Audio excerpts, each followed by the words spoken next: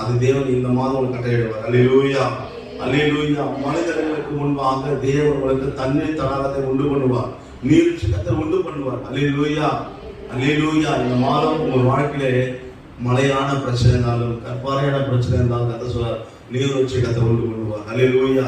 ஏன் அப்படின்னா கிறிஸ்துதான் நம்மளோட கண்மலை. ஆமென். அவர்தான் நம்மளோட கண்மலை. இன்னைக்கு நீங்க நானும் எங்க கேட்கிறோம் அப்படின்னா, அங்க சொல்லும் போது மலையை பார்த்து மலையிடத்துல நமக்கு ஆசீர்வாதம் வரும்னு நம்ம நினைக்கல. ஆனா மலை நிமித்தம் ஆசீர்வாதம் வரும்னா அது யாரை கொண்டு வரும்னா கிறிஸ்து கண்மலை ஆகி அவர் நிமித்தம் நமக்கு ஆசீர்வாதம். அல்லேலூயா. இன்னைக்கு நீங்க உங்களை ஜபத்தில் நிமித்தம் உடைக்கிறது நிறைய காரியங்கள் இருக்குது. நீங்க எவ்வளவா ஜெபித்தாலும் சில காரியங்கள் சொல்றேன், நீங்க ஜெபிக்கிற வேற ஆனா கிடைக்கவே இல்லை, ரொம்ப நாளா போராட்ட கிடைக்கல நினைக்கிறீங்க. நான் சொல்றேன், கண்மலை ஆகிய அந்த கிறிஸ்து நம்மோடு இருக்கும்போது எப்பேற்பட்ட மலையாக உடைக்கிறது நல்லவராக இருக்கிறார். அல்லேலூயா. நான் சொன்னேன், மூளை சாதிக்காத முழங்கால் சாதிக்கும். அல்லேலூயா.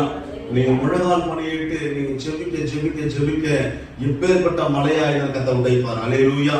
எப்பேற்பட்ட கற்பரை கத்தை உடைப்பார். அதை நம்ம பார்க்கும்போது பிரச்சனையெல்லாம் தெரியும், ஆனா அந்த கண்மலையிலே நமக்கு நீரட்சி கத்தை கொண்டு பண்ணுவார். அல்லேலூயா. அதை பார்க்கும்போது கற்பரை தான், அதன் தண்ணீர் தடாகத்தை உண்டு பண்ணுவார். ஆமென். அல்லேலூயா. நான் நினைக்கிறோம், நான் முழங்கால் பண்ணிட்டு தேவசமத்தில் நிற்பேன், ஆனால் மலை எனக்கு தண்ணீர் தடாக மாறும். அல்லேலூயா. கற்பனை